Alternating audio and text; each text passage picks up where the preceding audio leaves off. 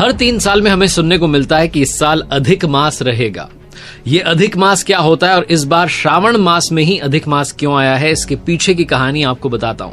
हमारे देश भारत में सोलर कैलेंडर और मून कैलेंडर दोनों को फॉलो किया जाता है, यानी कि सूर्य और चंद्रमा की गणना पर जो 2 अलग अलग कैलेंडर्स हैं, दोनों को हम फॉलो करते हैं। एक है हमारा हिंदू पंचांग और दूसरा है इंग्लिश कैलेंडर, जिसमें 365 दिन और 6 घंटे का एक साल होता है, जिसमें हर 4 साल पर एक लीप ईयर आता है, जो कि हमने बचपन से पढ़ा है, जिसमें फरवरी का महीना 28 की जगह 29 का होता है। अब बात करते हैं हमारे पंचांग की, चंद्र कैलेंडर की, जिसमें एक साल 354 दिनों का होता है। अब सौर कैलेंडर और चंद्र कैलेंडर यानी कि सोलर और मून कैलेंडर जो है, इसमें एक साल में 11 दिनों का डिफरेंस रहता है।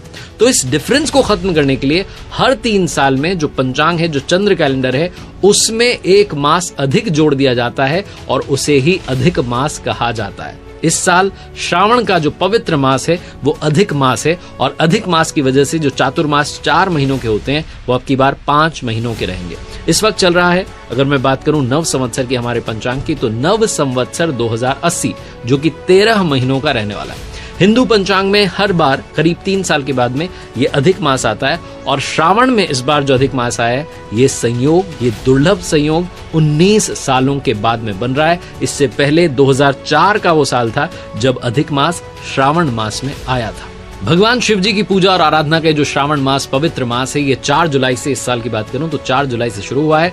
18 जुलाई से 16 अगस्त के बीच में मल मास यानी कि अधिक मास रहने वाला है, और उसके बाद में जो श्रावण का शेष महीना है, बचा हुआ महीना है, वो शुरू हो जाएगा और 31 अगस्त तक रहेगा। कुल मिलाकर के सावन का महीना इस बार 59 दिनों का रहने वाला है, और पंचांग जो है वो ये बताती है कि 19 सालों के बाद में ये खास, ये विशेष दुर्लभ संयोग बन रहा है, जिसमें पूरे 2 महीने तक भगवान शिव जी, माता पार्वती जी की असीम कृपा भक्तों को मिलती रहेगी। भगवान महादेव जी की भक्ति करने के लिए आपको पूरे 8 सोमवार इस बार मिलने वाले हैं। ये मल मास, अधिक मास जो है, इसे पुरुषोत्तम मास भी कहा जाता है। वो क्यों कहा जाता है बताता हूं। एक कथा बड़ी प्रचलित है जिसमें बताया गया कि अधिक मास को शुभ मास नहीं माना जाता था, मल मास जैसा कि कहा जाता है, इसलिए कोई भी देवता, कोई भी इसका स्वामी नहीं बनना चाहता था। तब अधिक मास ने भगवान विष्णु जी से प्रार्थना की कि प्रभु मेरी प्रार्थना स्वीकारिए, और भगवान विष्णु जी ने इस महीने को खुद का सर्वश्रेष्ठ नाम पुरुषोत्तम दिया।